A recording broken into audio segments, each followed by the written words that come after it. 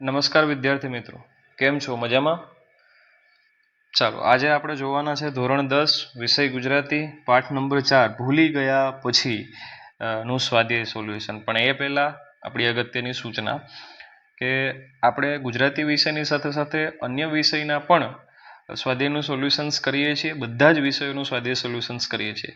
ગુજરાતી અને સાથે અન્ય વિષયોની જો તમારે સોલ્યુશન્સ વાળી પીડીએફ જે છે સ્વાધ્યાય સોલ્યુશનની એ જોઈતી હોય તો ડિસ્ક્રિપ્શન બોક્સની અંદર લિંક આપેલી છે, ત્યાં ક્લિક કરી અને તમે પીડીએફ વિધાઉટ એની કોસ્ટ મેળવી શકો છો. સાથે સાથે નવા અપડેટ્સ માટે અમારી સાથે વોટ્સએપની અંદર જોડાવા માટે એની લિંક તમને પણ ત્યાં ડિસ્ક્રિપ્શન બોક્સમાં મળી જવાની છે. તો રાહ શેની જુઓ છો? ચાલો જોડાઈ જાઓ ફટાફટ.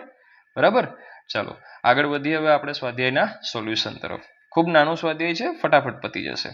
ચાલો, પ્રશ્ન ક્રમાંક 1 છે, નીચે આપેલા વિકલ્પોમાંથી સાચો વિકલ્પ પસંદ કરી ખરાની નિશાની કરો. તો મનીષા દેસાઈએ પહેલો પ્રશ્ન, સુરતી કુટુંબને કોના હુમલાથી બચાવેલું? રીંછના હુમલાથી. કોના હુમલાથી બચાવેલું છે? રીંછના હુમલાથી બચાવેલું છે. ચાલો આગળ વધીશું, માફ કરજો. ચાલો નેક્સ્ટ છે, નરેને કઈ તાલીમ મેળવી હતી? તો નરેને વન રક્ષણની તાલીમ મેળવી હતી. ચાલો આગળ વધીશું મિત્રો. બીજો પ્રશ્ન છે, એક એક વાક્યમાં ઉત્તર આપો. રીંછ માણસને જોઈને શું કરે છે?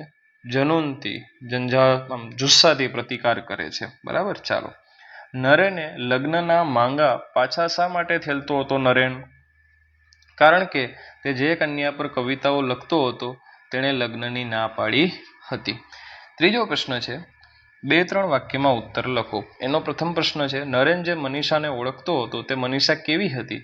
તો મનીષા નમણી હતી, નાજુક હતી, સુકુમાર હતી, ડરપોક પણ હતી અને તે ગરોળીથી ડરતી પણ હતી. ટૂંકમાં sparrow can never be a falcon, ચકલાબાજ બને નહીં એવી હતી. બરાબર છે. ચાલો બાય, ટાઈમ પાસ નથી કરવો, ફટાફટ આગળ જઈએ.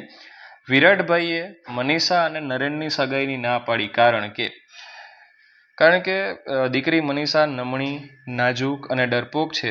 મનીષા નાની અમથી ગરોળીથી પણ ડરી જતી હતી. સિંહની એકાદ ત્રાળ સાંભળીને જ તે મરી જશે. નરેને વિધુરનું જીવન, વિધુર એટલે જેની પત્ની મરી ગઈ છે તે, એ શબ્દ ખાસ યાદ રાખજો, સ્વાધ્યાયમાંથી આ તમને મળશે. વિધુર એટલે શું, તમારે એના ઉપર સમાનાર્થી કે વોટેવર સમજાવવાનું રહેશે. એવું લાગતા મનીષાના પિતા વિરાટભાઈએ મનીષા અને નરેનની સગાઈની ના પાડી દીધી હતી. ખાસ યાદ રાખજો, આ વિધુર તમારા માટે આઈએમપી નીકળશે આ ચેપ્ટરની અંદરથી. બરાબર, આગળ વધીએ. 7-8 લીટીમાં ઉત્તર લખવાનું છે. મનીષાનું પાત્ર ચિત્રણ આપણી કૃતિ છે અને આધારે તમારે કરવાનું છે. મતલબ કે અમે તમારા માટે કરી દીધું છે, આ રહ્યું એ. ડન. ચાલો આગળ વધીએ. લ્યો, પતી ગયું ભાઈ, બસ પૂરું. હા, તો અહીંયા સુધી આપણું સ્વાધ્યાય હતું, જે અહીંયા પૂરું થાય છે. આવા જ અવનવા સ્વાધ્યાયના વિડીયોઝ માટે અમારી સાથે